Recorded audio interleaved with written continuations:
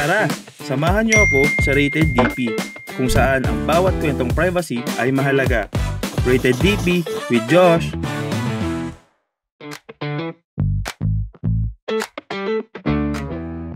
Welcome to Rated DP, kung saan ang bawat kwentong privacy ay mahalaga. Andito po tayo ngayon sa DSWD Central Office upang bisitahin si ASEC Irene Dumlao, ang Data Protection Officer ng DSWD. Tara, samahan niyo ako.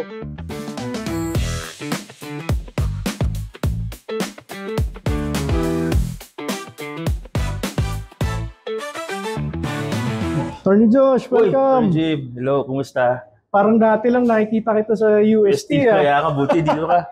Sige, tara sa office. Sa office ni ASEC. Ako yung nag-aya. Ako yung nag-aya. Thank you for visiting us, Attorney Josh. Attorney Jim. So, introduce ko kayo later sa principal ko, si Assistant Secretary Irene V. Dumlao. Yes. Currently, she is the designated Data Protection Officer for DSWD. But she has other designations as well. Her primary designation is the Assistant Secretary for Disaster Response Management.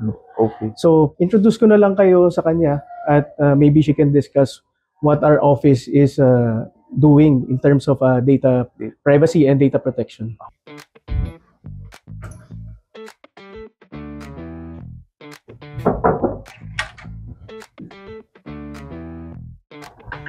Attorney. ASEC. Hi po, ASEC. Good morning po. Magandang umaga, Attorney Josh. Thank you for having us here. Please sit down. Sige po, thank you po.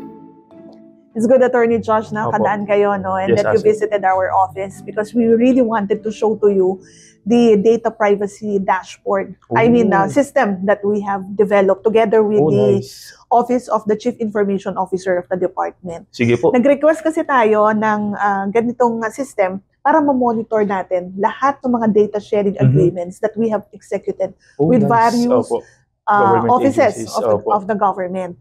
So makikita mo dito na na-populate na natin, nandyan na, no? Opo. Yung office, makikita mo dyan kung sino yung ating government agencies that we've executed the data sharing agreement with. And then ano yung purpose ng collection or sharing of in the information. Yes. And then nandyan na rin, ano yung mga personal information and sensitive personal information that are being shared. Nice. And then makikita rin natin kung hanggang kailan valid yung data sharing agreement na yan. Ito ay para ma-monitor nga natin, and we make sure na lahat ng mga adherences or compliances doon sa ating manual and doon sa ating pong batas ay nagre-reflect dyan. Sige po. So aside from that, aside from the monitoring of the data sharing agreements, we've also posted here yung mga relevant NPC issuances na applicable sa operations po namin.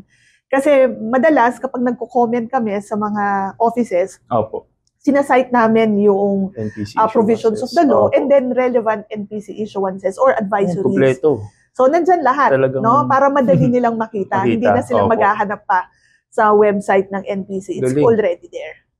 And kumbaga parang ano yan, library namin yan. No? And then, of course, dito rin sa isang page, makikita nyo, nakapost dyan yung draft data sharing agreement. And then yung status niya. So, kapag kami sa opisina, nag-uusap na lang through this portal. No? Pinapakomentan kasi, pinapa-review sa amin yung mga draft data sharing agreement. So, what we do is, we review it na in this page.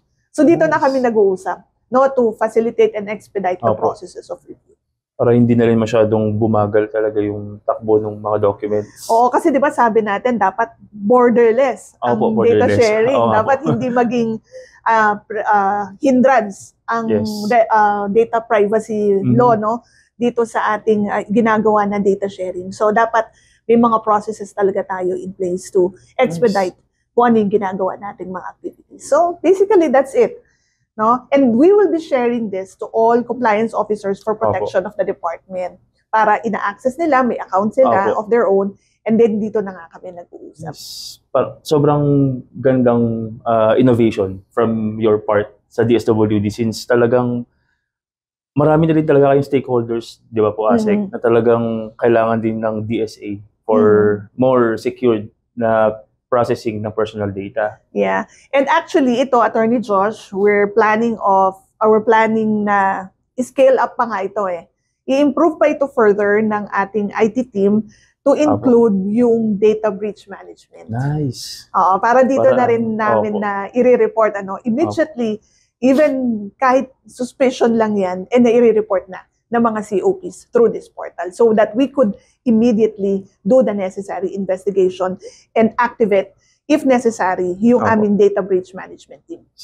Sabi, very advanced na rin pala yung DSWD in order to protect yung mga personal data rin ng ating mga data subjects. Yes, we're really very sincere in ensuring na maprotektahan lahat ng mga information that have been shared to us or entrusted to us by our stakeholders.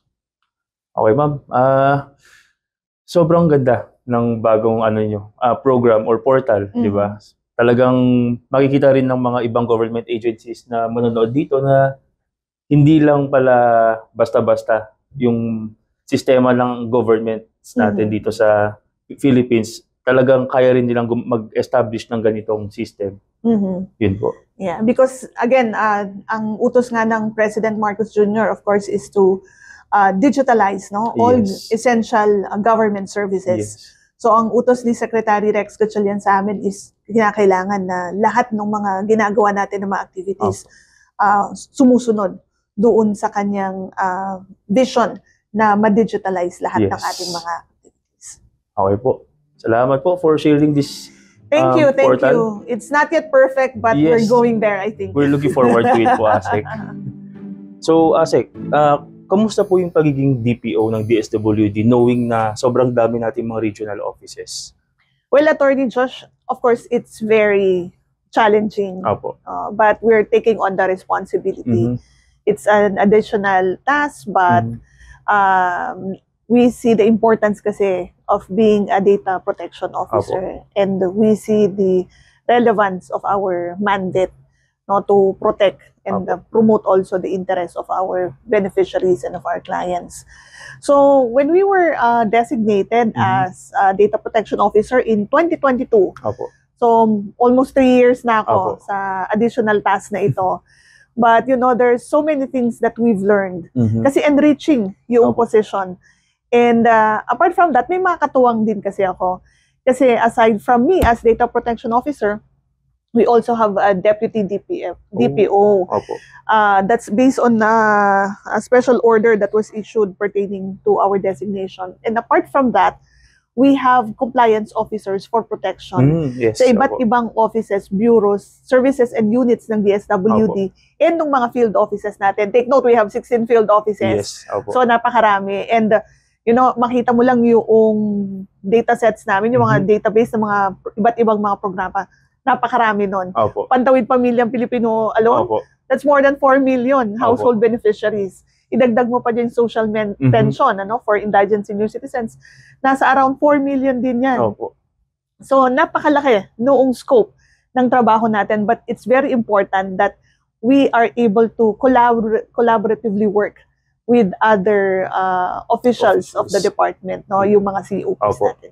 So that's nice to hear po. And nabanggit niyo po kayo na millions na yung mga database ninyo sa inyong system. And mostly po kasi yung mga data subjects ninyo ay yung mga individuals with special needs. So paano niyo po napoprotect yung mga personal data nila considering na very sensitive mostly yung mga personal information nila?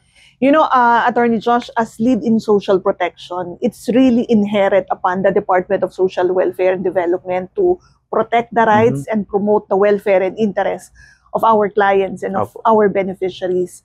Kaya primordial dyan yung pagprotekta doon sa kanilang impormasyon. So, in place right now are cybersecurity policies of the department. We regularly hold consultations and orientation pertaining to that para lalong na-raise yung awareness ng ating mga officials and employees on how to protect the information of our clients, of our beneficiaries. Kasi hindi yan trabaho ng isang opisina lamang. Kinakailangan talaga na magtulong-tulong kami.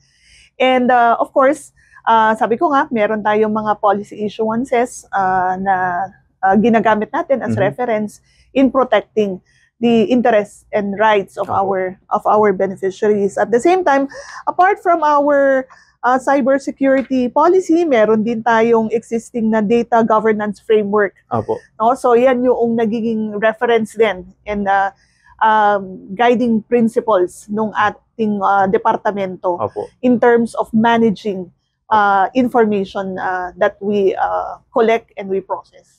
So talagang sa isang data protection office, hindi lang dapat iisang office lang gumagalaw. Dapat talaga nagtutulong-tulong din lahat, pati yung mga nasa ibaba para for proper management ng data protection policies natin. Exactly. Sabi ko nga, this is not just a solo responsibility of one office. It is a collective effort to really ensure that napoprotektahan natin yung mga data or mga information ng ating mga clients.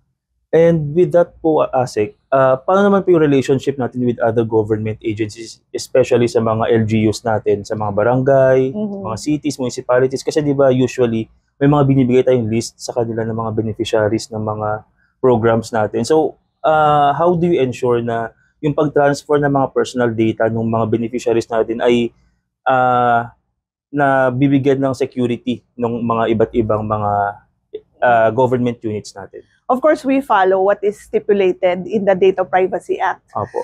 And lahat ng mga request for information, rini-review po yan ng DSWD, ng ating mga compliance officers for protection. And tinitingnan talaga, meron bang legitimate purpose for the collection and sharing of the same? Meron ba talagang klaro ba doon sa mga rini-request na information na proportionate ito and that it meets the objectives as stipulated doon sa request for processing. And of course, it's always the best practice of the department to ensure that there's a data sharing agreement na ine-execute natin. While of course, clear naman yung sharing is in fulfillment of the mandates of these offices, but sa amin kasi talagang kinakailangan masigurado natin that there are safeguards in place to protect yung mga information. So sa amin, talagang madalas meron kaming mga data sharing agreements. Kasi best practice namin yan, sa good practice. Gaya nga ng pinakita ko earlier kanina sa'yo, we've made a portal already to monitor all of the documents or DSAs that we've executed. So, mahalaga kasi yan na namomonitor natin. Good job po. And one last question po, ano po yung data privacy advice that you can give sa ating government agencies na talagang nagko-collect din ng mga sensitive data ng mga data subjects natin? Well, gaya ng ginagawa namin, dapat tinitingnan natin kung unang-una, importante ba yung information na i-capture natin. Will it fulfill the objectives that we have created for the fulfillment of whatever mandates that we will be doing.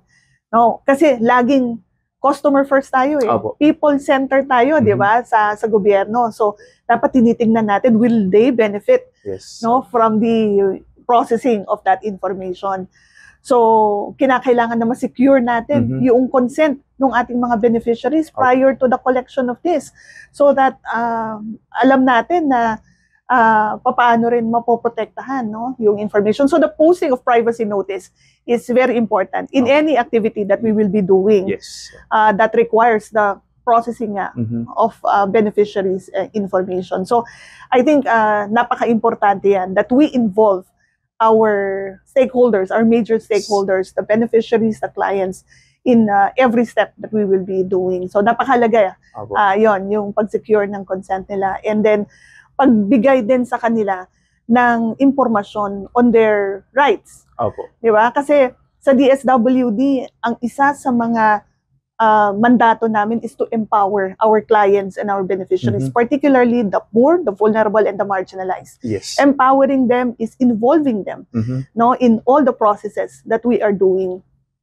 So, yan, napakahalaga na mabigyan sila ng impormasyon. And of course, sabi ko nga, we really have to involve our major stakeholders sa decision making. So, dapat alam din nila how this information that they are sharing will be processed. And bahagi ng pag-inform sa kanila rin ay yung malaman nila paano ba sila mag-file ng grievances o complaints kapag sa tingin nila may na-violate doon sa mga rights nila. So these are information that are relevant and necessary na dapat na i-share sa ating mga major stakeholders. So I think that's one of the important things that we could share, no, sa mga kapwa natin sa gobyerno na nangongolekta ng impormasyon. So thank you po, ASEC, Irene, for this interview, and I hope na marami ring natutunan ng ating mga government agencies and especially our stakeholders and mga data subjects sa mga napag-usapan natin this morning. Well, hopefully, Attorney Josh, nakatulong din tayo, no?